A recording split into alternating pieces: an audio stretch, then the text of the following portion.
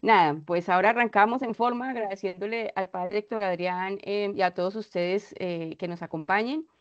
De manera formal, pues quiero presentar al padre Héctor Adrián de Jesús y de la Misericordia, carmelita contemplativo de Santiago de Compostela, a quien de verdad a través de una persona que conocí en el avión, Rosana, me puso en contacto con él y cuando empecé la peregrinación virtual que empezamos a organizar con el equipo de Tribu Mujer de Fe, pues en Colombia, pero también con mujeres de toda Latinoamérica y seguidores de toda Latinoamérica. Hicimos un recorrido por España, por Francia, en algunos lugares emblemáticos e importantes, presentando las peticiones de oración de todas las personas que se fueron sumando, que fue algo súper lindo. Pues tuvimos oportunidad de encontrar al padre Héctor Arián y conocernos, y él amablemente pues nos abrió las puertas del monasterio, nos empezó a contar de lo que hacen los carmelitas allá en Santiago de Compostela y nos encontramos con esta joya escondida para, por lo menos para Latinoamérica, que es la Madre María Antonia, de la cual el padre nos va a hablar. Pero antes, pues, padre, de iniciar con este taller o con esta charla sobre la Madre María Antonia, preguntarle o pedirle que nos cuente un poco sobre los carmelitas contemplativos en Santiago, sobre el padre y pues iniciamos. Así que muchas gracias, bienvenidos todos y adelante, padre. Bueno, vámonos en la presencia del Señor, en el nombre del Padre, del Hijo y del Espíritu Santo. Dios te salve María, llena eres de gracia, el Señor es contigo, Es contigo. bendita tú eres entre todas las mujeres y bendito es el fruto de tu vientre Jesús. Santa María, Madre de Dios, ruega por nosotros los pecadores, ahora y en la hora de nuestra muerte. Amén. Bueno, básicamente nosotros somos una comunidad nueva. Nacimos hace 11 años en Girardota, Antioquia.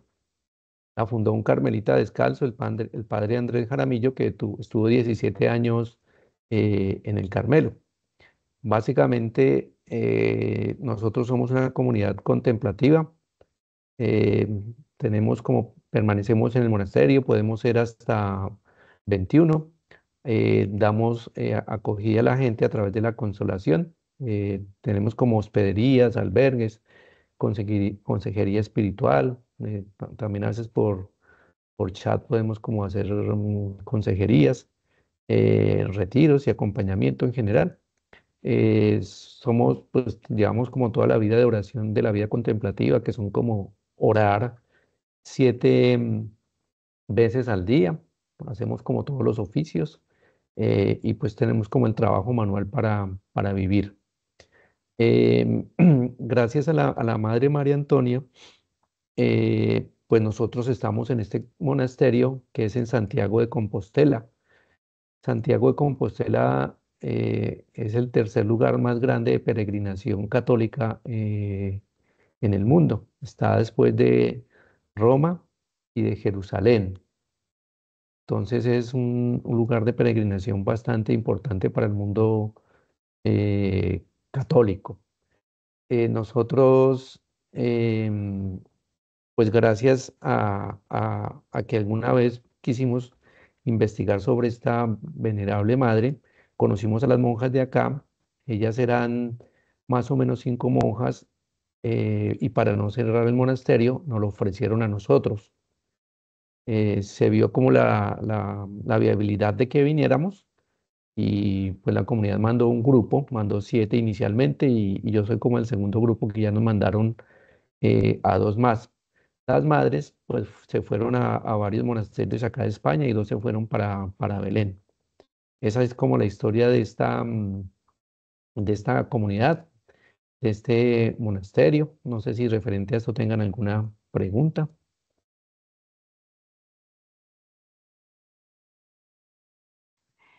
No, padre, por ahora no, más bien adelante. Mi Bueno, internet sigue fallando raramente, así que usted siga adelante tranquilo, que de pronto yo apago bueno, la cámara para quitarle peso a la conexión y voy pasando las diapositivas según usted me diga. Así que adelante, padre, muchas gracias. bueno, perfecto.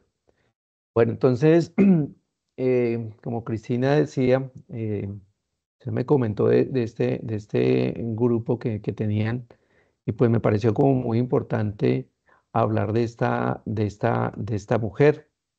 Esta es una mujer del siglo XVIII. Básicamente, digamos, es una mujer que fue muy pobre, fue analfabeta, no tuvo pues quien le diera educación. En primer lugar, porque la educación se prevalecía para los hombres, y en segundo lugar, pues porque eran labores de mano. Estamos aquí esto es en Galicia, que es al noroeste de España. Entonces es un lugar bastante frío, bastante alejado de todo el epicentro que es Madrid. Y en aquella época las condiciones de vida eran muy difíciles. El clima acá es bastante complejo, sobre todo en invierno. Entonces eso hacía que las posibilidades no fueran muchas. Sí, entonces, que voy como a tratar tres temas en este compartir, en esta charla. Pues no solamente hablar de la Madre María Antonia como una historia biográfica, pero sí voy a mencionar como varios hitos, varios puntos de ella, y también desde un teólogo que se llama Bernard Lonergan, voy a hablar acerca del bien humano. Y eso me va introduciendo o vamos hablando a la tercera parte de toda la vida espiritual. Entonces ¿qué nos puede decir esta mujer orante? ¿Qué nos puede decir con respecto a en la época de hoy y cómo nos va ayudando no solamente a nuestro camino espiritual, sino a la vida?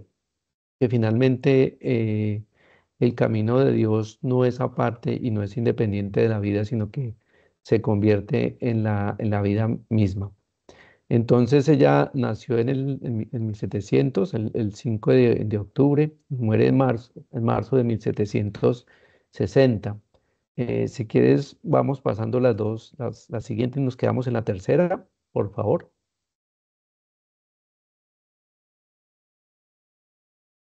Cristina, te volvió a contar.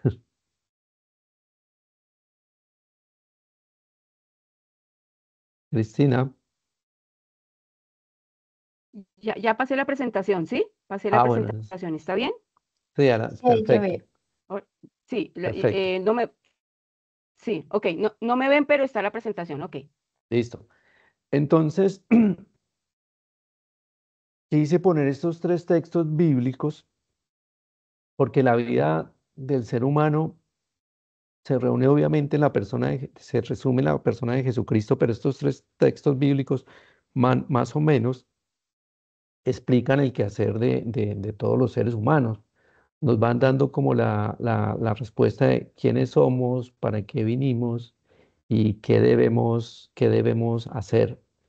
Toda la vida de oración, si ustedes miran inclusive a personas de cualquier denominación religiosa, más o menos se relaciona con estas tres citas. Esto es tan importante que es inclusive independiente de que la persona crea o no.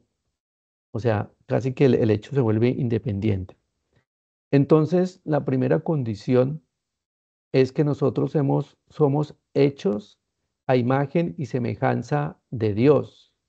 Esa es una condición supremamente importante porque se relaciona con toda la capacidad que nosotros tenemos de diálogo con la divinidad, pero a la vez el diálogo con nosotros y con cada uno de los seres humanos.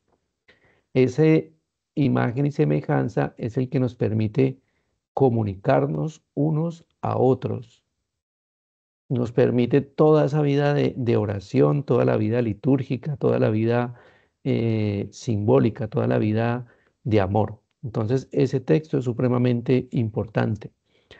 Ahora que les vaya mostrando como la vida de la Madre María Antonia, nos vamos a dar cuenta cómo en ella estos tres textos se van metiendo entre su vida y cómo estas condiciones adversas en las que ella vive y nace, ella las va haciendo vida y va como utilizando o aprovechando estos hechos de la fe.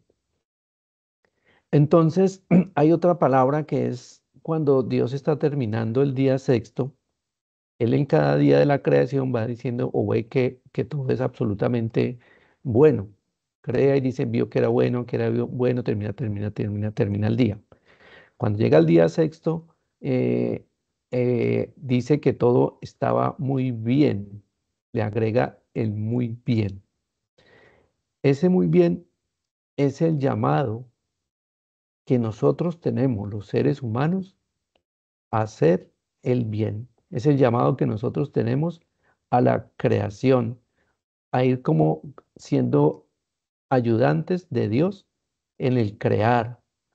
O sea, digamos, Dios no termina de crear, sino que a través de nosotros, que somos su creación, nosotros vamos construyendo y continuamos esa creación de Dios.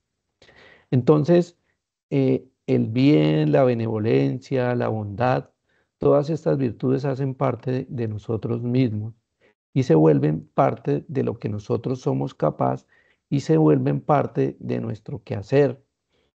Esto nos va ayudando a contestar esa pregunta fundamental de ¿para qué estoy yo acá? ¿Para qué cada día de mi existencia vivo? ¿Para qué respiro? ¿Para qué hago las cosas? Es para hacer el bien. Y el hacer el bien siempre es en salida, siempre es hacia los demás, siempre es hacia la creación, hacia el otro, hacia las personas. Si van notando, este hacer el bien se constituye en un eje fundamental de todas nuestras relaciones, de las relaciones de madre e hija, de padres, de las relaciones de esposos, de amigos, de conocedores de Dios. Y la tercera palabra es, pues, es la síntesis de la ley, donde dice el Señor que amarás al Señor tu Dios con todo tu corazón, con toda tu alma y con toda tu mente. Dice que es el más grande de los mandamientos y que el segundo es semejante a esto. Entonces estos tres mandamientos son los que la Madre María Antonia va haciendo vida. La conciencia de que somos hechos a imagen y semejanza de Dios, la conciencia de que estamos llamados a hacer el bien y el mandamiento de amar al Señor con todo el corazón y con toda el alma, que se traduce en amar a los demás. La siguiente, por favor.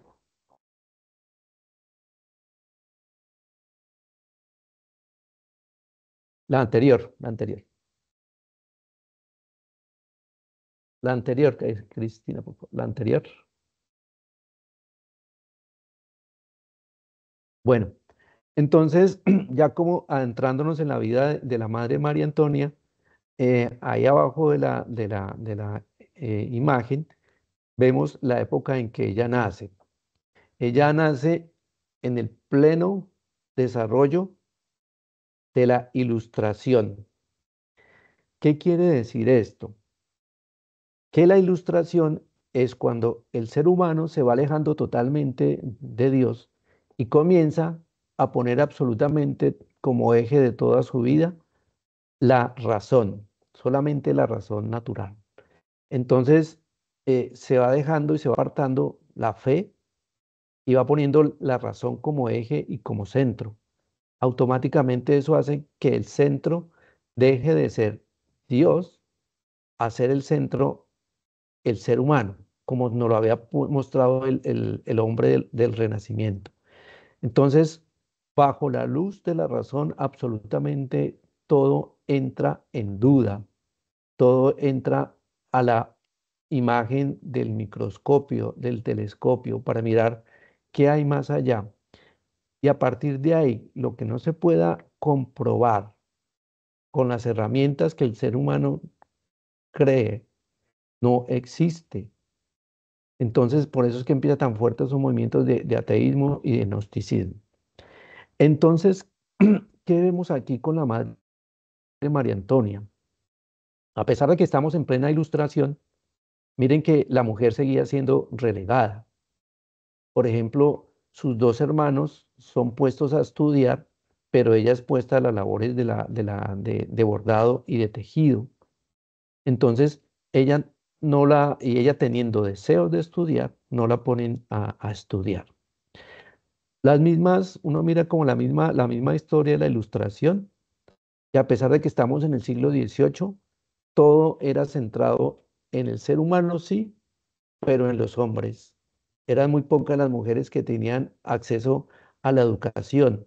Esa fue una lucha que tuvieron que empezar a dar las mujeres, como desde estas épocas, que hasta el siglo, terminado el siglo XIX y el siglo XX comienza como las luchas o estas reivindicaciones a generar un espacio que se van ganando las mujeres. Entonces, es muy importante porque en cada época de la humanidad, Dios siempre se vuelve respuesta. Entonces la madre de María Antonia surge en ese momento de la historia. Siguiente, por favor.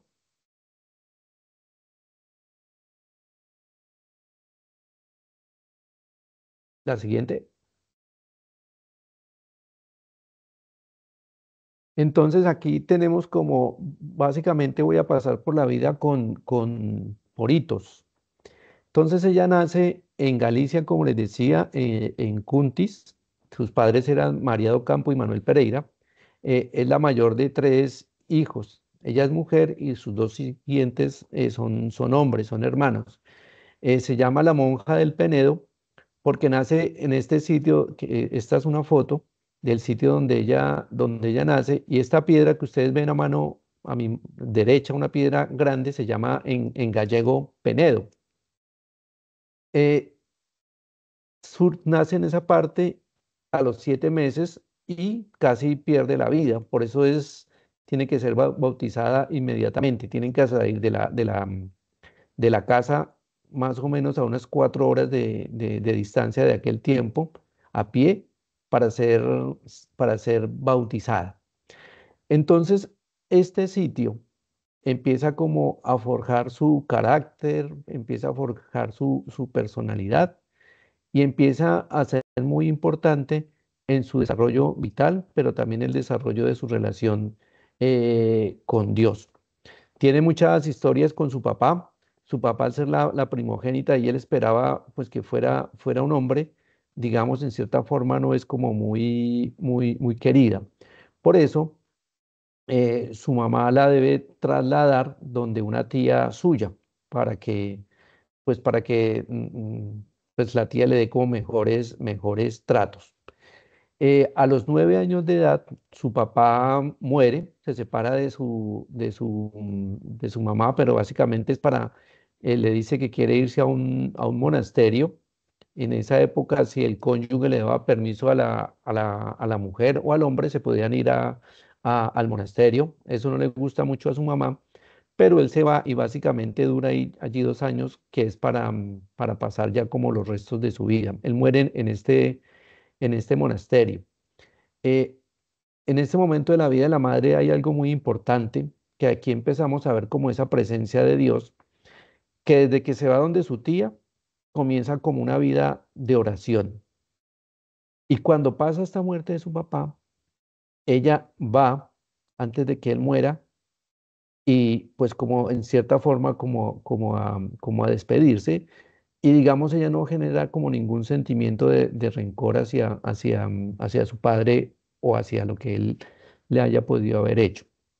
Si nosotros cogemos y tomamos como pues las actuales generaciones, uno muchas veces ve que la gente tiene heridas con el papá, con la mamá, como que muchas veces no fluyen, que porque algo pasó, que...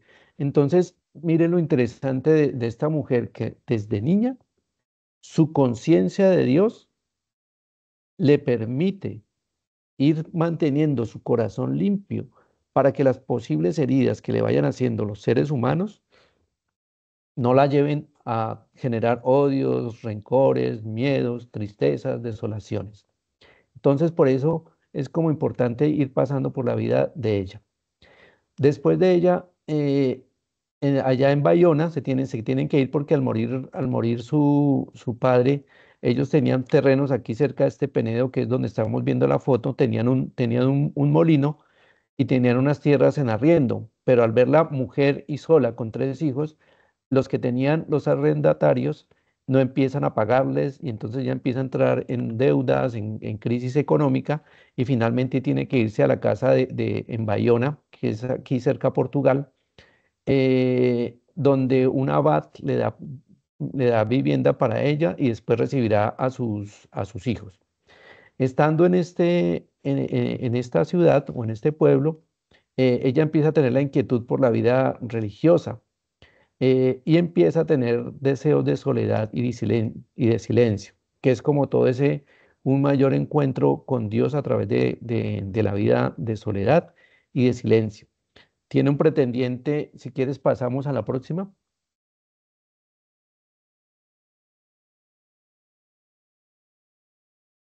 Tiene un pretendiente inicial que a la mamá le parecía muy bien, pero ella empieza a tener un amor muy grande por la pobreza. Este pretendiente pues tenía modos económicos pues, para mantenerla a ella, pero ella dice que no por ese amor a la pobreza. Dice que ya que no puedo ser monja, pues prefiero un hombre que comparta como la pobreza y como que no esté apegado a los bienes materiales. Entonces elige a Juan Antonio, su esposo, básicamente porque era un buen hombre, porque pues se gustan como jóvenes, pero sobre todo porque es una persona que es pobre. En este matrimonio le nacen dos hijos, el primero que se llama Sebastián y Leonor. Entonces aquí pasa algo muy importante.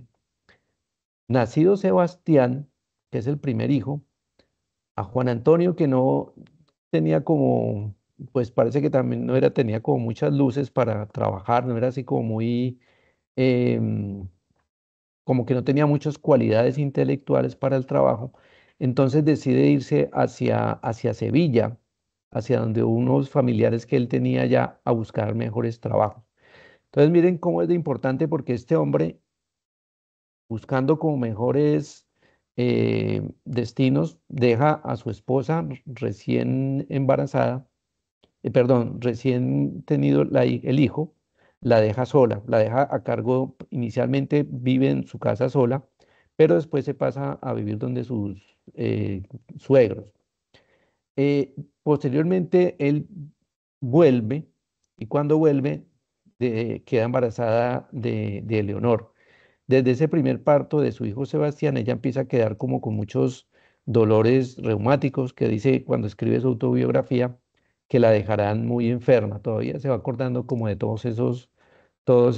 esos dolores.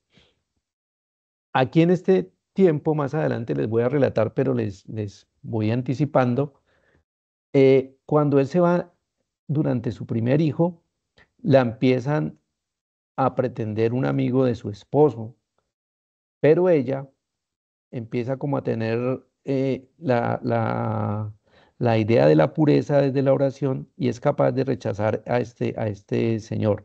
Por eso es que se va para la casa de sus suegros. Entonces, en este momento de su vida, escucha una palabra fundamental de Dios, que es el sígueme. Empieza a escuchar en oración, viendo un crucifijo, esta palabra sígueme, y ella empieza a reflexionar, a meditar y a orar de eso, qué quiere decir con esto. Si quieres, pasamos a la siguiente. Entonces, como les decía, estaba con este señor que ella lo ve como una tentación, entonces en oración ante este crucifijo, ella escucha las palabras que dicen, apártate de la ocasión y sígueme. Entonces, inmediatamente ella profundiza más en su vida de oración, abandona esta casa y se va donde sus suegros. Como les decía también, ella no sabía leer, solamente con sus hermanos que en Bayona el abad los pone a estudiar pues, lo básico del tiempo. Ella se sabía la letra A y la letra R. Entonces ella empieza como a tener mucho deseo de leer, especialmente para leer libros espirituales, porque en la época tampoco podían leer la Biblia.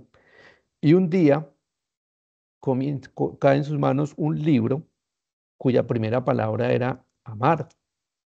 Entonces ella empieza a leer de corrido lo que estaba diciendo ahí. Empieza a leer de corrido, va donde unos jóvenes que venían del colegio y les dice que la escuchen leer, que si lo que ella está leyendo es lo mismo que está diciendo que sí. Entonces ella lee todo ese párrafo y los jóvenes le dicen que es exactamente lo que ella estaba leyendo.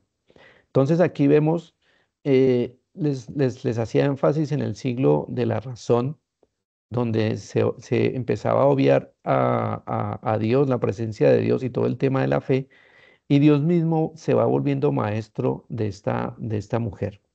Entonces, digamos, este hecho de aprender a leer él se considera como una gracia mística, de las muchas gracias místicas que puede dar Dios, y hace parte como de esa vida espiritual que ella va teniendo.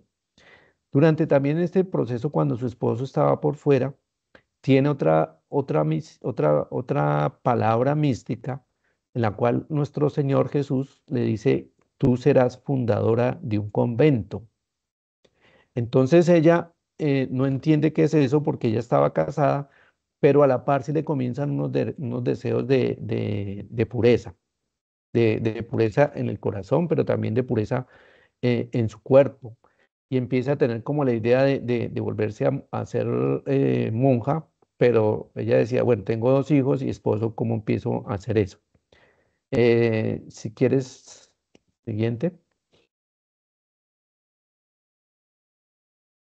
Eh, ¿Tienen alguna pregunta hasta acá?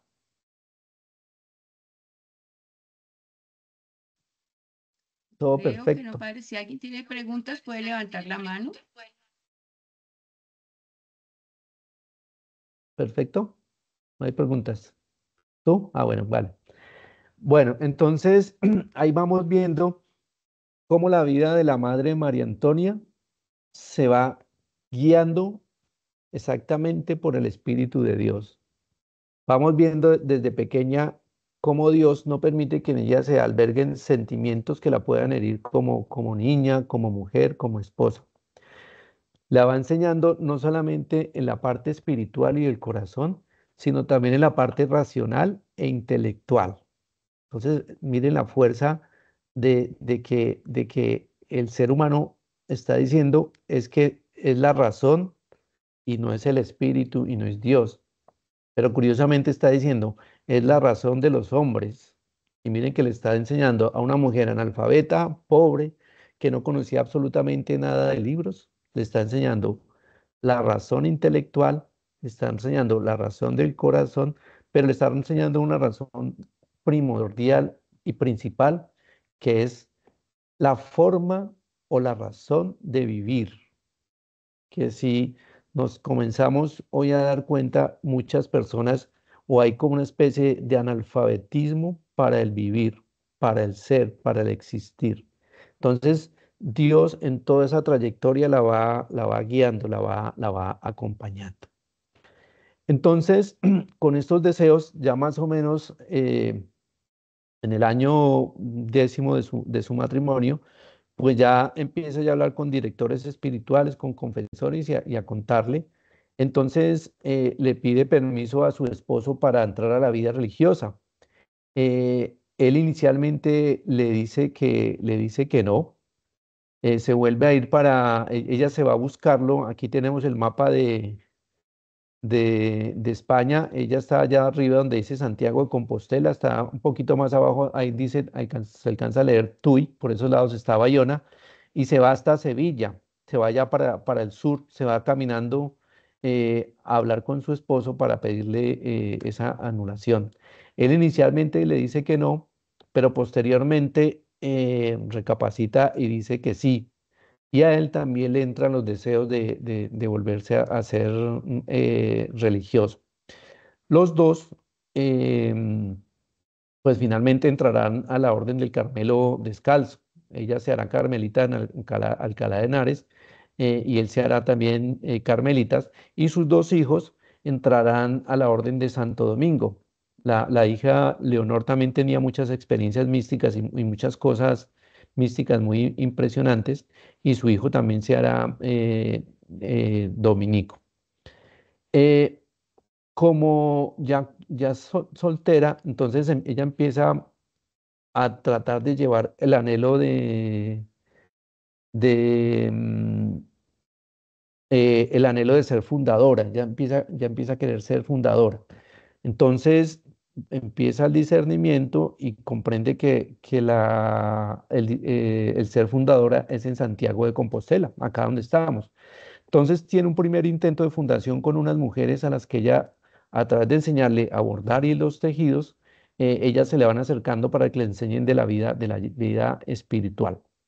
Con estas mujeres hace un primer intento, pero el obispo de acá le dice que no. Es muy especial porque un confesor le pide que le haga como una relación de su vida y sus experiencias místicas y ella lo escribe, se lo lleva al obispo y el obispo comienza a quemar, a quemar esas hojas de lo que ella había escrito. Y lo que les decía, que ella no guardaba resentimiento en su corazón, entonces, como en tono muy jocoso, le dice al obispo que muestre, yo le ayudo a quemar eso que está quemando. Finalmente, el obispo les dice que cada uno se vaya para su casa. Algunas de estas entrarán a monjitas y ella nuevamente se va. Si quieres, pasamos a la siguiente.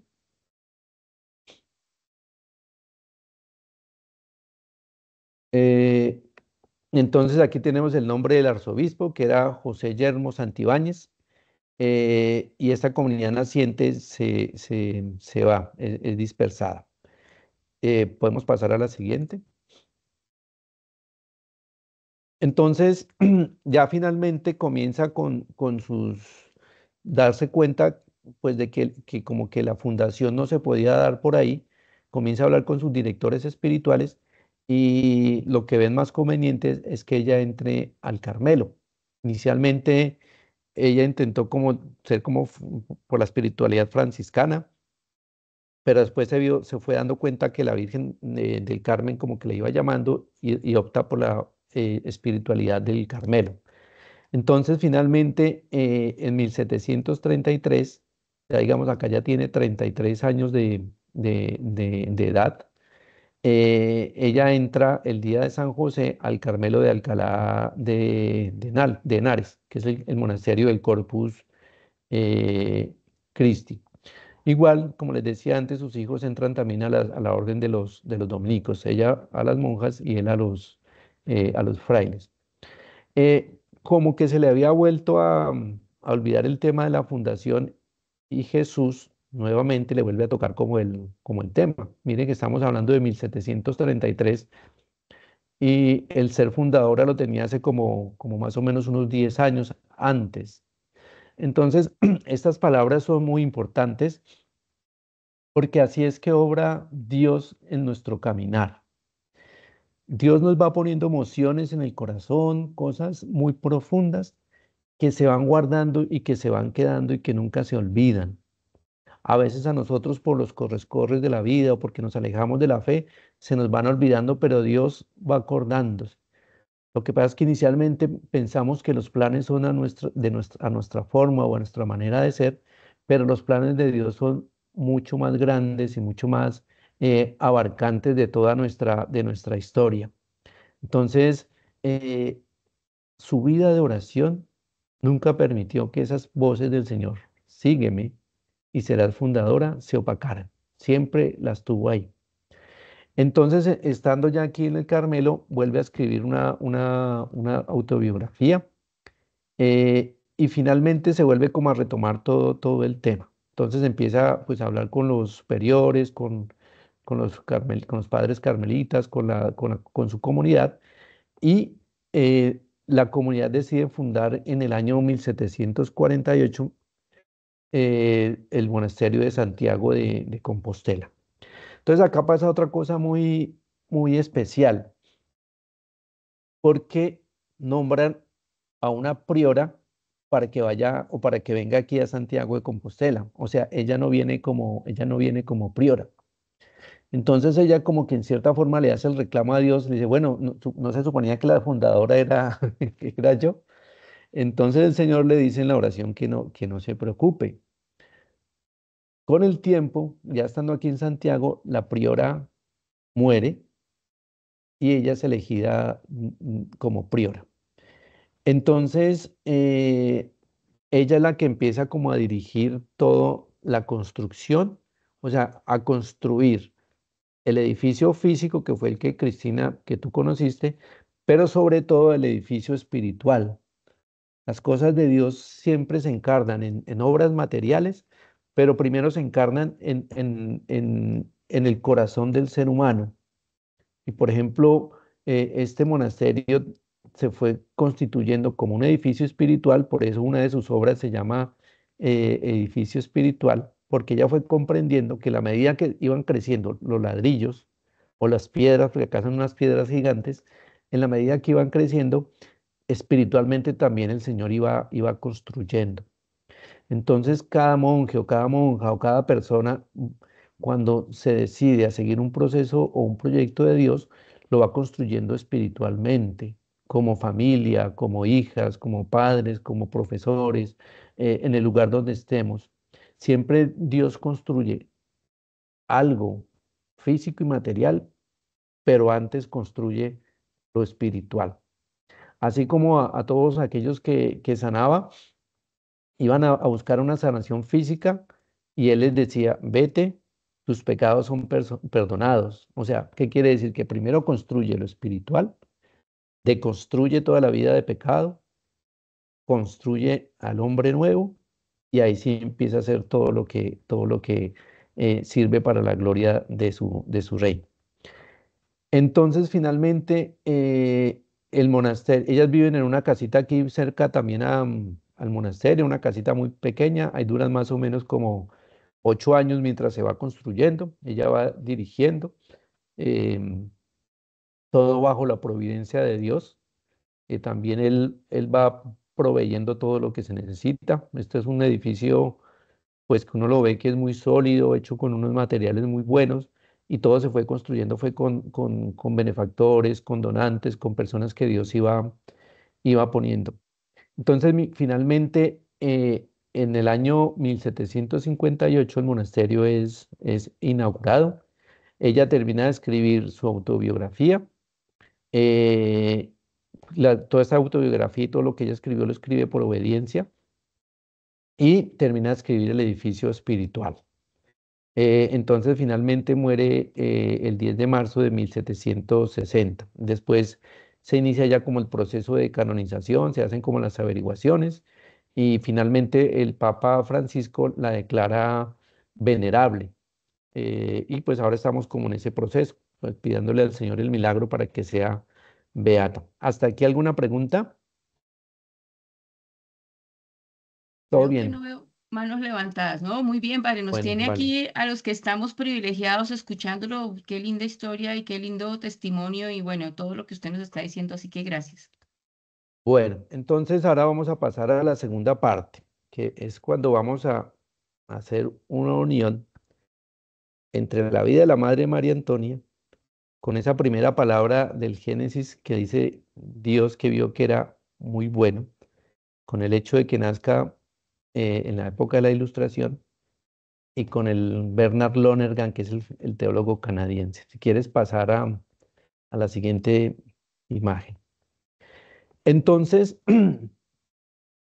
ese que vio Dios que es muy bueno es un trascendental, es un buscar de todos los seres humanos que está en nuestro corazón, como les decía cuando les hablé del texto bíblico. Es un valor trascendental que nos lleva hacia Dios. Pero en ese valor trascendental, nosotros necesitamos autotrascender. Cada vez que nosotros autotrascendemos, vamos buscando la trascendencia para ir llegando a Dios. Por eso les hacía como las señales de lo del obispo, de su esposo, de su papá, porque cada vez que ella se acercaba a Dios en oración, iba conociendo más de Dios, Dios le iba hablando, le iba instruyendo y ella iba autotrascendiendo. Esa autotrascendencia en ella permitía que ella siempre hiciera el bien. creerle a las palabras de Dios y que fuera cumpliendo lo que está desde esos primeros caminos de la Biblia, desde los inicios. Entonces nosotros, cada vez que escuchamos a Dios, nos acordamos de que debemos hacer el bien. Cada vez que yo voy aumentando en mi conciencia el deseo de hacer el bien, voy autotrascendiendo.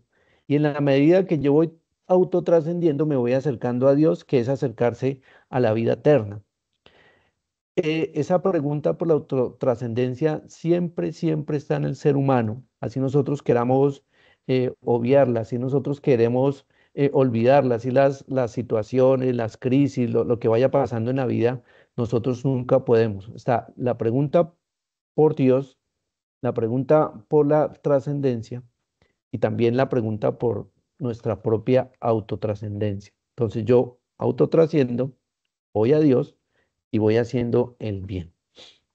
Entonces dice este teólogo que, que el bien humano se compone de varias clases de bienes. O sea que la mejor forma de definirlo es como decir que lo compone. Entonces tenemos todo lo que son los bienes personales, los bienes particulares, los bienes sociales y los valores terminales, que esto no es otra cosa que las finalidades, hacia dónde se va a dirigir.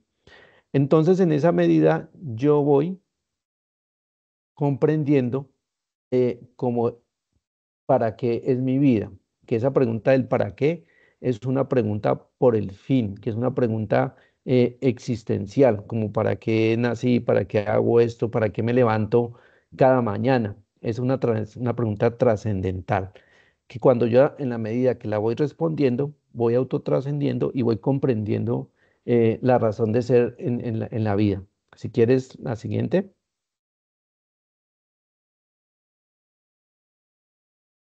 Entonces, que también pues hablemos de la autotrascendencia.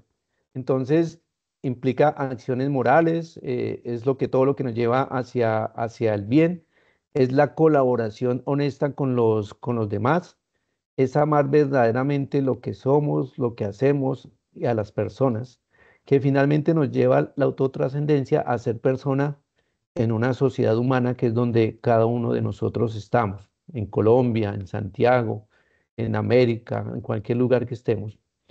Entonces, como la máxima expresión de la autotrascendencia, dice este teólogo Lonergan, que se encuentra en el estado de estar enamorado. Entonces, ese estado es donde la persona está florecida, se constituye como en el principio. De ese estado fluyen todos nuestros temores, alegrías, todo lo que nosotros somos. Pero lo principal es que en ese estado del amor único y verdadero que se da únicamente en Dios, es que nosotros discernimos absolutamente todo lo que hacemos. Nuestras decisiones las discernimos en ese estado, nuestros valores, nuestras realizaciones. Y a nosotros discernir por el bien, que el máximo bien es Dios, entonces encontramos la paz radical para nuestro ser. Eso es más o menos lo que es esa autotrascendencia y en ese estado particular de estar enamorado. ¿Dónde se da ese máximo estado? Como les decía, en la frase del Señor. Amar a Dios con todo nuestro corazón, con toda nuestra alma y con todo nuestro ser. Ese es el estado más profundo del estar enamorado. Eh, entonces, es un estar enamorado de Dios, que es dinámico, siempre en movimiento, nunca se detiene, no hay restricciones, es una autodonación, se entrega totalmente la persona, no hay límites, no hay cualificaciones, no hay respetos humanos, no hay reservas. Si ustedes notan, este estado lo comparan con la vida de la Madre María Antonia ante esas dos palabras, sígueme y serás fundadora. La única forma de que ella haya emprendido todo eso fue porque ella estaba en ese profundo estado de estar enamorada de Dios. Cuando nosotros alcanzamos esto y vamos en pareja, vamos construyendo dos o vamos construyendo en comunidad, vamos a entender qué es el verdadero amor. Entonces, por eso siempre la dirección es al estar enamorado de Dios, digamos, la oración puede ser que no nos dé muchas cosas físicas ni materiales, pero si nosotros en la oración vamos descubriendo ese estado de estar enamorados y particularmente de Dios, vamos comprendiendo lo demás, vamos comprendiendo nuestra vida y vamos siendo capaces de amar. El esposo sabe cómo debe amar a la esposa sabe cómo debe amar al esposo, la hija a la madre a la hija, el amigo a la amiga, y los entre amigos. Entonces, miren que esas palabras son fundamentales para el cristiano. Y todas esas palabras se llega a través de la oración, de la búsqueda de Dios diariamente. Entonces ese estado es un estado siempre en tensión, o sea, no es un estado estático, porque la tensión nos permite seguir caminando, nos permite ir marchando. Es un estado que sí quiere estar con Dios, pero nunca lo quiere poseer. Entonces es un estado que nos deja en libertad. Es un estado que no ata, digamos, es la libertad pura, es lo máximo que el Señor nos puede regalar, ¿sí?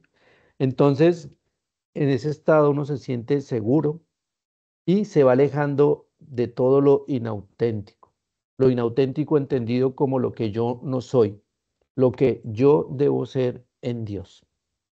Si quieren, siguiente. Entonces, ¿cómo se hace ese bien humano o cómo se hace esa autotrascendencia? Básicamente con todo lo que nosotros somos, con nuestras habilidades, con todo lo que nosotros tenemos, que son los sentidos, la imaginación, el lenguaje, todo lo simbólico, con nuestros sentimientos. No se trata que el estado de hacer el bien tengamos que estar todos los días con carita feliz, sino que vamos caminando como somos, en el estado que somos y que el Señor nos va ayudando para ir avanzando hacia esa trascendencia y para ir haciendo el bien y para yo también ir caminando. Entonces, absolutamente todo lo del ser humano entra en ese proyecto. Todos nuestros valores, todo lo que yo soy como persona, toda la belleza, lo que yo amo, lo que yo entiendo, lo que yo comprendo, que en últimas es toda la búsqueda de la verdad que hay dentro de cada ser humano. Esto me ayuda a ir haciendo actos virtuosos y cada vez que yo hago un acto virtuoso, voy autotrascendiendo. Entonces, voy buscando esos valores superiores que me permiten llegar a Dios y que a la vez hacen que yo haga el bien humano. Entonces, todo esto lo que nosotros empezamos a ver en la vida de la Madre María Antonia. Pues ella escribió este librito que está bien corto.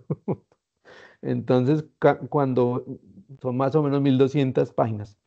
Cuando nosotros vamos em, avanzando, vamos descubriendo que lo que yo soy me sirve para hacer el bien humano. Lo que yo soy es lo que Dios usa para trascender. Y por eso son las respuestas que yo voy dando hacia los demás, que son las respuestas auténticas. Si quieres la siguiente. Entonces, veíamos que estos valores tienen un orden ascendente, que son los más simples, que son los vitales, que es toda la salud, la gracia, lo que yo soy, los dones que yo tengo. Son después los valores sociales, los culturales, eh, el valor de la persona, van de una manera ascendente y van finalmente en el valor religioso. El valor religioso que la actual sociedad lo está como obviando y lo está olvidando mucho, pero es un valor que está en la cima y en la cúpula. El valor religioso es el que nos permite trascender y es el que nos permite actuar auténticamente. Y a veces como que nos quedamos como en los valores de abajo. Y Dios, digamos, ese es el valor supremo, que es donde Él quiere que nosotros siempre estemos. Entonces eso nos permite actuar en libertad y libertad entendida como actuar regularmente por el bien. Nos permite autotrascender moralmente y existir auténticamente. Repito, todo esto es como todo el recorrido que Lonergan va haciendo como del bien humano. Si quieres la siguiente. Si están aburridos, levantan la manito. No, no, padre, aquí estamos, muy atentos. Los que están allá sin cámara pueden ir tomando café.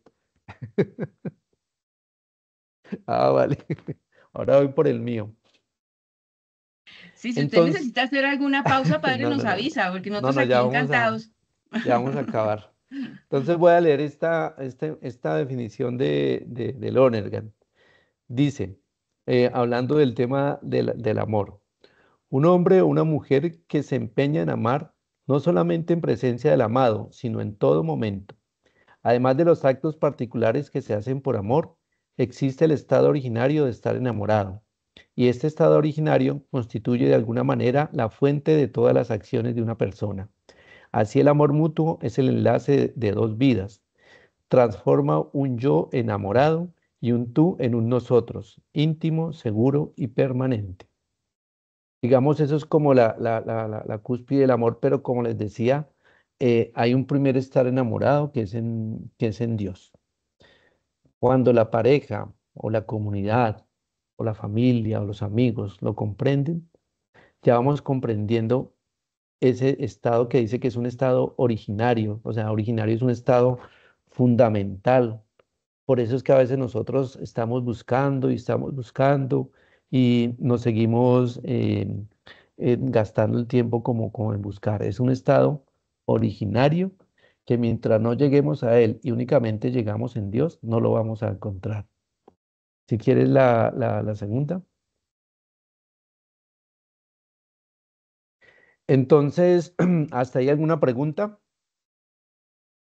Vamos ya terminando ahí esa otra etapa, que era ya como la vida de la Madre María Antonia se enfocó hacia hacer el bien humano. ¿Cómo se va? La anterior, si quieres.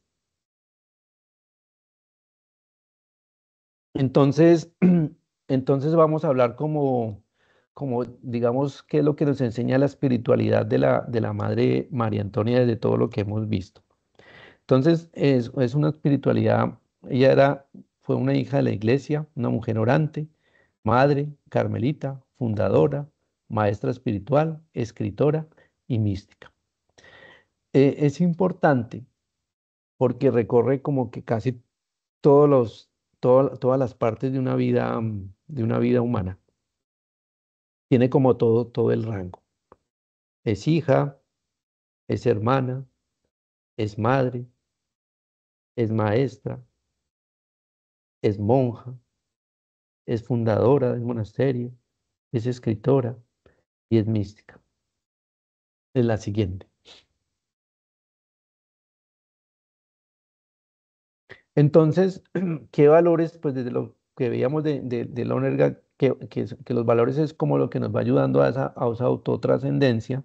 ¿Cuáles son los valores que encontramos en ella? ¿Y por qué lo llamamos una espiritualidad de la pequeñez? Eh, Porque ella vive en lo cotidiano a Cristo, desde muy pequeña como lo veíamos. Desde una oración de sencillez, desde la confianza en Dios y desde la práctica de las virtudes teologales que son la fe, la esperanza y la caridad. Es una mística del Penedo. Si se acuerdan de esa roca que era la imagen del Penedo, ahí hay una cascadita y esa cascada desemboca como en un lago y es un agua, el agua ya pasa, es quieta ahí y es un agua lleno de bosques y es un agua tranquila. Entonces, ¿por qué hablamos de esa espiritualidad? Si ustedes se acuerdan de la Biblia, dice que la roca es Cristo, pero si se acuerdan cuando Ezequiel está hablando del templo, dice que el templo empiezan a fluir las aguas, que usted se empieza a sumergir más y las aguas se van anchando y se van volviendo más profundas y que todo lo que toca va floreciendo. Entonces, miren que en esa roca que se convierte la vida de esta mujer, es el mismo Cristo sobre el cual ella se para, y se para desde muy pequeña, ¿sí? Eso es lo importante, que es que es posible vivir a Cristo desde nuestras primeras etapas hasta las últimas etapas, y por todas las etapas y por todos los caminos. Es una enseñanza muy profunda que ella tiene, y que Cristo nunca nos desampara. Cristo siempre está con nosotros. Por eso les hacía el énfasis en que le enseña a leer, le enseña a escribir, ¿sí? Porque Cristo, haciendo lo que le debe al Padre, nos va dando lo que nosotros necesitamos. Entonces, eso es la espiritualidad que esta mujer nos va entrando. Su espiritualidad es profundamente centrada en Jesús. Todo lo que le escuchaba, ella inmediatamente lo reflexionaba, lo comentaba, lo oraba para ver por qué camino seguir. Esas emociones que ella tenía, siempre las reflexionaba y las oraba. Es una espiritualidad totalmente eclesial. Miren que tuvo posiciones de obispos. Algún día fue a contarle a un confesor que mire que es que a mí yo me paro donde un Cristo y ese Cristo me habla. Entonces el confesor le dice, el religioso le dice, pues no me ha hablado a mí que llevo 30 años en esto y le va a hablar a usted que, que no sabe ni leer. Entonces miren que aparte, a pesar de eso, ella siempre confiaba en la iglesia, siempre iba donde la iglesia, el trato con el obispo no fue como muy agradable, y ella siempre hacía lo que le iban diciendo. El Señor le decía que era fundadora y mandaron a otra, ella fue la idea y mandan a otra. Entonces miren que siempre es una espiritualidad totalmente eclesial, centrada en las virtudes teologales, como les decía. Es una espiritualidad esponsal que le va haciendo llegar a la pureza del corazón, que finalmente se devuelve en una pureza corporal, ¿sí? Una espiritualidad de andar junto con su esposo y escuchar lo que su esposo le va diciendo. En esta parte de la espiritualidad es que uno comprende las palabras de San Pablo cuando habla de la mujer. Entonces la mujer es el alma, es el ser humano que está al lado de su esposo, que es Cristo, que Cristo es el que la dirige como en ese camino tan oscuro de la vida, y que uno debe callarse y hacer silencio para escuchar por dónde debemos pasar. Porque a veces Él no habla con palabras, sino debemos escuchar dónde está poniendo el pie. Ahí es cuando uno va comprendiendo muchos de estos textos de la Eucaristía que a veces, perdón, de la Biblia, que a veces nos parecen tan duros.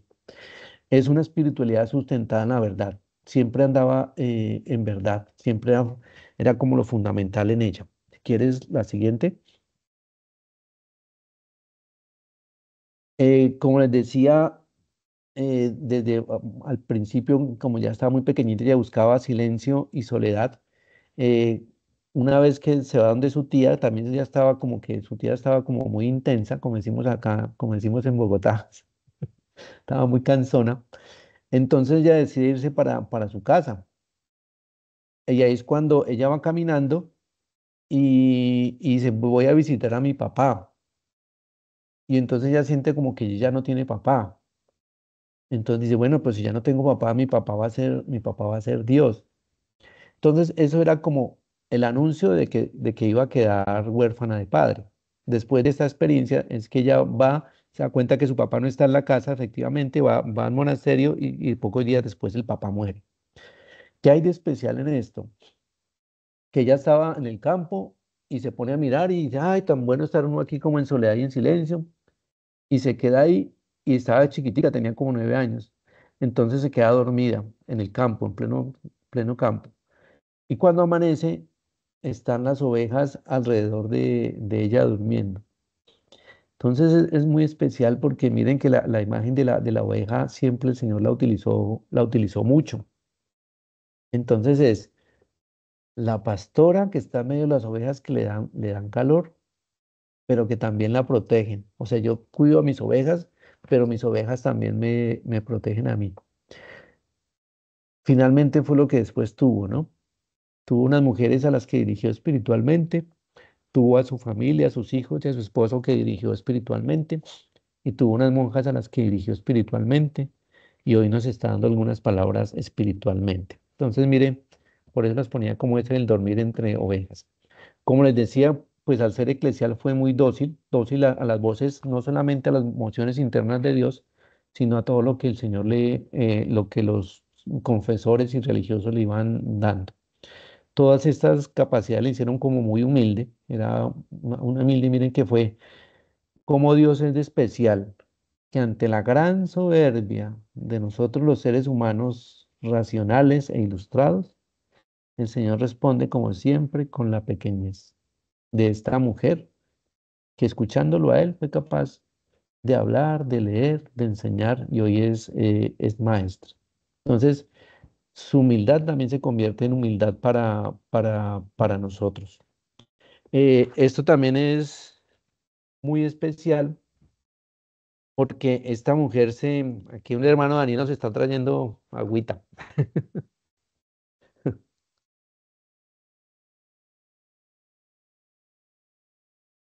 Em, entonces, hay otra cuestión muy especial en la espiritualidad de la Madre María Antonia, que es el continuo discernimiento. Entonces ella tenía esas emociones, miraba la vida, iba analizando todo, reflexionaba, oraba y preguntaba, que es todo lo que Lonergan también nos empieza a decir, que en la vida nosotros debemos actuar, decidir, reflexionar, inteligir y buscar el querer de Dios. Todos esos pasos como que Lonergan va hablando, ella como que los iba haciendo desde sus propias intuiciones. ¿Y cuál fue la síntesis de ese discernimiento? De que Dios siempre está presente en el ser humano. Entonces es una palabra fundamental que hay que escuchar, que a veces nosotros como que no la escuchamos. Si quieres la siguiente. Entonces, bueno, ya para finalizar puse esta imagen. Este es un cuadro que está en un monasterio de Carmelitas Descalzas en León, pintada en el 1989, pero este cuadro em, sintetiza como la vida de la Madre María Antonia. Entonces, miremos el cuadro. ¿Qué vemos ahí? Es la Madre María Antonia en su celda, pero esa celda no es la celda física del monasterio, sino es su celda interior, es su corazón. ¿Se acuerdan cuando Jesús dice que entre cada una a su celda, cierre las puertas y las ventanas y ore? Ella está de rodillas, que es la máxima expresión del ser humano. O sea, nosotros somos más grandes cuando estamos de rodillas, pero de rodillas ante quién? Hasta Cristo, a Cristo crucificado, que se abajó por darnos la vida a cada uno de nosotros. Entonces ella está interiormente, está de rodillas, vestida con su hábito carmelita, y miren que tiene muchas cosas importantes. Esa luz que le está entrando por el costado, miren que le está iluminando su cabeza, es la luz del Espíritu Santo. Les decía que ella es el tema del discernimiento en su vida espiritual.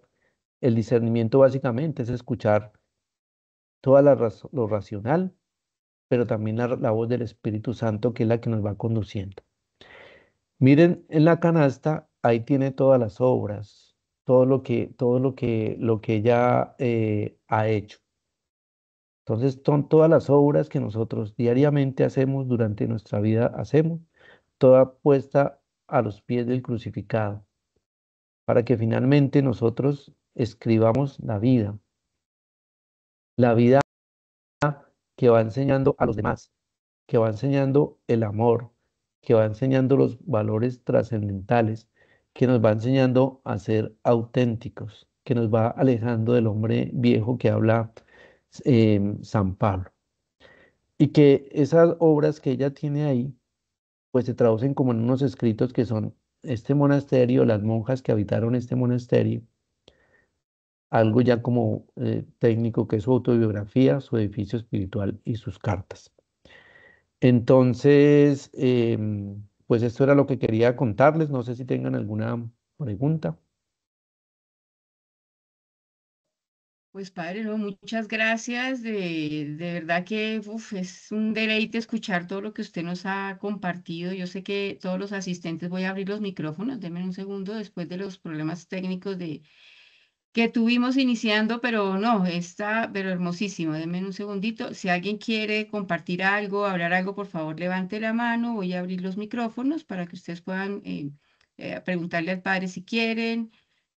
Por aquí estoy habilitando los micrófonos, por si acaso alguien quiere hablar, si alguien quiere compartir algo, perdón, esperen un segundo, por favor. Por el chat nos está hablando Carol. Aquí está Carol, muy bien, gracias, Carol. Carol está desde Puerto Rico, si no estoy mal, Carol, ¿verdad que sí? Si no me he olvidado de ti, de dónde estás, pero bueno, denme un segundito, voy a abrir los micrófonos. Adelante, Carol, Katherine, estoy abriendo los micrófonos. No, a mí me deja como para repetir la charla. Yo Mm. espero es que con este el problema que tuvimos inicial, no se nos haya quedado cortado pues la grabación. Pero adelante, estoy abriendo los micrófonos de todos los asistentes por si alguien quiere hablar, preguntarle al padre. Adelante, me cuentan si está bien. No sé si Mary, adelante, Mary. Segundito aquí, Mary quiere hablar, un segundito.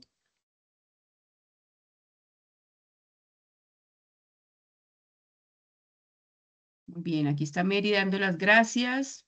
Carol también está escribiendo. Oscar, muy bonita reflexión. Pero están abiertos los micrófonos. Si alguno de ustedes quiere abrir su micrófono y conversar, adelante. Catherine, adelante también si quiere. Sandra, bueno, adelante los que estamos por acá. El padre está en silencio, creo. No, yo estoy hablando, Ah, ya, estoy, ya. lo Ah, bueno, escucho, bueno, lo ya, escucho. perdón. Ya, ya. Ok, ok. Bueno, yo sí quería preguntar algo, padre, y es, digamos que me llama la atención ese enamoramiento de Dios. Sí. ¿Cómo podría uno tener, digamos, algunos hábitos o algún consejo que nos pudiera regalar para empezar a trabajar en ese enamoramiento de Dios? Porque es algo también que se cultiva, ¿no? En esa relación con Él. El- bueno, la relación con Dios hay exactamente que acercarse a Él todos los días. Eso es básicamente es la oración. Pero digamos hay que pasar de la oración como piadosa a una relación más profunda. Es una relación como amigos. O sea, es como estar con el mejor amigo o la mejor amiga. Entonces uno va con su mejor amigo, le cuenta cosas que no es capaz de contarle a nadie más, le llora, se ríe, busca un sitio agradable y se siente en total apertura hacia ese amigo. Entonces tenemos que estar dispuestos diariamente a acudir a él, contarle absolutamente todo. Uno le cuenta a su amigo, llora, se ríe, lo que sea, y finalmente hace silencio y lo escucha. Entonces, eso es lo que hay que hacer, es una apertura total a Dios. ¿Y qué hay que hacer? Hay que cultivar el hábito de orar. Se aprende a orar orando. Entonces, todos los días, 20 minutos, media hora, a través del Evangelio, leer el Evangelio, qué me dice el Evangelio, contarle mis problemas, ir al Santísimo, buscar el sitio oculto, esa celda que yo les mostraba de la Madre María Antonia, ese es el lugar que hay que buscar. Es un lugar existencial que está en el corazón, pero también hay que buscar ese lugar físico. Entonces, la habitación, un momento en que, pues si mi casa es los hijos, los hermanos, no sé, pues buscar un momento en que no haya tantas personas, si hay alguna música de Dios que me acerque, si hay alguna lectura, eso es lo que nosotros vamos haciendo. Vamos aprendiendo a abrir y vamos aprendiendo a escuchar. Entonces, cuando yo voy aprendiendo a escuchar, yo voy comprendiendo cuánto soy amado. Por eso les hablaba al principio de ser imagen y semejanza de Dios, porque la imagen y semejanza de Dios me permite hablarle y escucharle como iguales, ¿sí? Eso, por eso es tan importante ese texto. Entonces es buscar espacios, momentos y abrirle el corazón al Señor. A veces los amigos uno les puede contar cosas y a veces nos pueden defraudar, pero Jesús nunca nos va a defraudar. Muchas gracias, Padre. Listo. ¿Alguien Eh, más? yo quería ¿Aló? preguntarle, padre, sobre todo, bueno, adelante, ¿quién está por ahí? ¿Quién es yo? ¿Sandra? Adelante. ¿Quién está ahí? No, Patricia. Patricia, adelante, bienvenida, por favor. ¿Cómo está? No, muy interesante la vida de la Madre María Antonia y pues muy, muy bien explicada por Héctor. Yo tengo es como la duda, la inquietud de que si ella fue una mujer casada y tuvo dos hijos en esa época en que era pues tan como cerrado, cómo permitió, o sea, cómo se permitía que pues como que dejara a sus hijos y poderse dedicar ella a Dios. O sea, no sé, hay cómo relaciona esa parte entre dejar a los hijos y Sí. poder amar a Dios. Bueno, ahí hay como varias cosas. Bueno, la primera es que, digamos, por las mismas situaciones y características que vivía como el mundo en esa época, a veces los mismos padres, por las mismas necesidades, debían ir a dejar a sus hijos por ejemplo, mira que ella se lo dejan a la tía, porque la mamá no podía darle ciertas circunstancias, digamos, eh, no era, pues era más usual eso. Por ejemplo, si los padres eran muy pobres, perfectamente podían dárselos a un abad, a un cura, a una comunidad religiosa, para que se los mantuviera y les diera educación a cambio pues, de que algunos servicios que iban prestando o los mismos padres o los hijos cuando iban creciendo. O sea, digamos, la cultura en esa época no era tan compleja y era por las mismas características culturales. Miren que al mismo papá de ella le pide permiso a la esposa y la deja con tres muchachitos y él se va para un monasterio. Entonces, digamos, era pues muy viable culturalmente. También está otro tema, que estamos en la época en que, por ejemplo, a nivel de España, casi que España pues fue una época en que era casi todo un monasterio. Entonces, toda la vida giraba alrededor de lo religioso.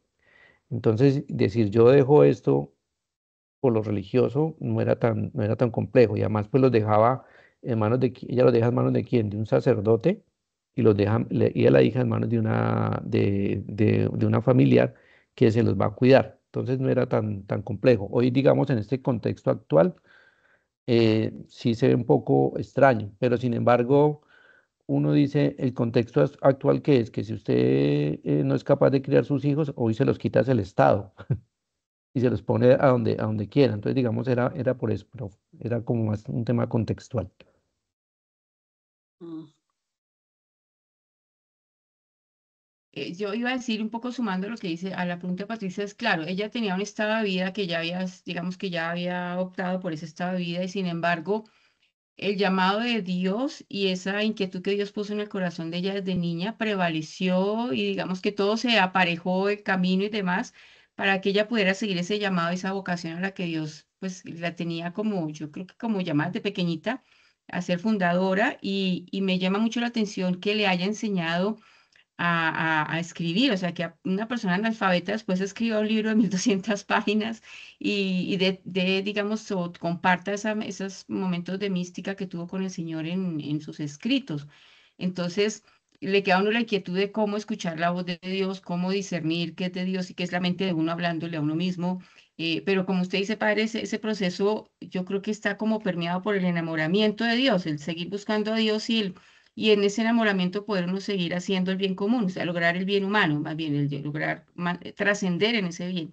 Mm. Pero, y pensando también en el grupo de mujeres de Tribu Mujer a quien compartiremos esta charla, tenemos mujeres en diferentes condiciones, en diferentes estados, unas que están casadas, otras solteras, otras separadas, otras en proceso de pidiendo nulidad pero siempre lo que hemos promovido es que no importa el estado en que nos encontremos, tenemos que sentirnos enamoradas de Jesús. Y al sentirnos enamoradas de Jesús, trascendemos ese estado. Y vamos, digamos que podemos mirar como por encima de la cerca y servir y ser luz donde estemos. Es un poco lo que hacia donde va la propuesta de Tribu Mujer de Fe. Entonces, qué bonito escuchar que en el siglo, bueno, en 1760, Siglo XVIII, sí. haya una mujer que pese a su condición y a todo esto, le dio sí a Jesús y caminó con él y le sirvió y hizo extender su obra. A mí me impactó mucho cuando el padre me habló de la madre María Antonia, así que pues no, más bien sumar a la admiración de conocer esta historia tan bonita y tan bien contada además, padre. Bueno. Sí, aquí están hablando de la espiritualidad originaria, creo que es Mary Casas. Eh, lo que está hablando Lorne Ganes es que el estado de estar enamorado está en lo más profundo del ser humano. Entonces, por eso es algo originario. O sea, yo no lo invento, yo no lo pongo, sino está en la profundidad mía. Digamos, desde el cristianismo estaríamos hablando desde la creación. Está esa posibilidad. Entonces, desde esa posibilidad es que surge todo lo que hace esta mujer, desde ese estado originario de estar enamorado. Entonces, no es que Dios, pues con el tema de los hijos, claro, hoy nos suena difícil, pero no es que Dios esté abandonando a esos muchachitos a su suerte. O sea, Dios nunca hace eso porque está en la palabra. Lo que pasa es que va acompañando a cada uno de ellos, tanto acompañó como a Sebastián como a Leonor desde su propia vida. La hija de ella también tuvo cosas místicas supremamente interesantes desde muy chiquita. Y como desde los 9 años ya dijo, ella quiero ser monja. Y de hecho la historia de Leonor es muy interesante porque ella se entra un día a un monasterio y dice que ahí ya no la van a sacar más. Y estando menor de edad. Entonces es el ser humano que reconoce eso y que ese valor fundamental del estar enamorado supera absolutamente todo. Cuando uno llega a esa profundidad, comienza a ver la vida desde otra dimensión. Comienza a ver absolutamente todo desde otra dimensión. Y eso es lo que hace como a los santos.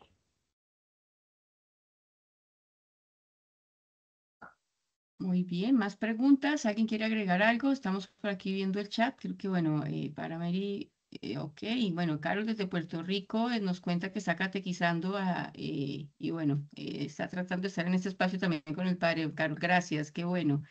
Mary, Jamie, Yesenia, Jamie que está escribiendo, María está escribiendo. Démosles un minutito si quieren escribir o hablar por el chat. Muy bien. Pues padre, creo que lo que nos va a quedar aquí de tarea para todos nosotros y para molestarlos es que nos volvamos a reunir de pronto más adelante en algún otro momento a profundizar tal vez algún escrito, alguna carta de Madre María Antonia. Ahora vamos a divulgar esta charla porque realmente ha sido, creo que para todos una gran sorpresa descubrir esta mujer, esta mística y este enfoque de vida o este proyecto de vida que ella logró concretar a través de ese amor a Jesús. Por aquí alguien nos está escribiendo. Bueno, María, que muchas gracias. Ok, y yo creo que pues padre, agradeciéndola ya en Santiago son las 5:30 de la tarde, sí, más o menos. Bueno, sí, las 5:30. Bueno, hora Bueno, de ir pues a los oficios, padre. Muchas así gracias, ha a sido la una misa. gran bendición a la misa y de verdad muchas gracias y a todos por acompañarnos. Y bueno, esperamos que no sea la última vez que lo tengamos con nosotros, padre Héctor Adrián. Héctor Adrián, espéreme, yo De voy a decir Jesús. eso, de Jesús y de la misericordia, que es lo más lindo, de Jesús y de la Sí. misericordia. Padre Carmelita Contemplativo desde Santiago de Compostela, padre, muchas gracias. Un abrazo para todos, para todas y esperarnos vernos próximamente en otro espacio de estos. Muchas gracias, padre. Bueno, a ustedes también y pues les mando una bendición y pues encomiéndense a la Madre María Antonia para todo el tema de la oración, todos sus asuntos también como particulares, como mujeres. Y Claro, bueno, que padre, el Señor por Dios cualquier Todopoderoso bendición. los bendiga en el nombre del Padre, del Hijo y del Espíritu Santo. Muchas gracias a todos y a todas. Gracias, Padre. Amén. Gracias. Hasta Bueno, pronto. Dios los Felicidades. bendiga. Hasta luego y Amén. muchas Chao, Pati. gracias. Gracias a todos. Gracias. Gracias. Chao. Gracias. Chao, chao.